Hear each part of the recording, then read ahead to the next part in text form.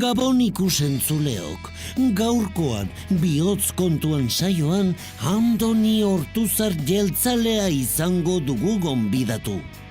Ortuzar jauna, hile implantea egingo duzula zabaldu da hedabideetan.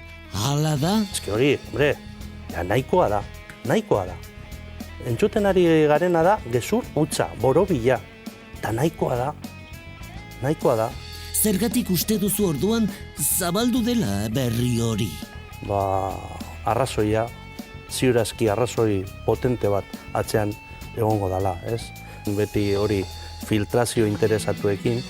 Bihotz kontuak saioko erredakzioak jakin ahal izan duenez, Alderdi Popularreko antolakuntza idazkari ordeak zabaldu du albistea.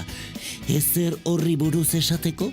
Floriano beti dago, hori, egurra emoten eta gauza bitziak esaten, eta, kasu honetan, hanka sartzen ez. Baina bukatu egin da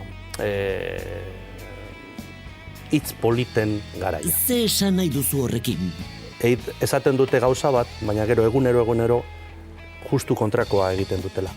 Eta amaitzeko eta labur bilduz, benetan ezaizula inoiz burutik pasatu hile implantea egitea? Hile luzea litzaizuke bagaizki geratuko. Lan asko da hori. Ederki Andoni, eskerrik asko gurekin izatearren eta bihotzeko kontu ezkutuena kontatzeagatik. Mila esker bihotzez eta hurren arte.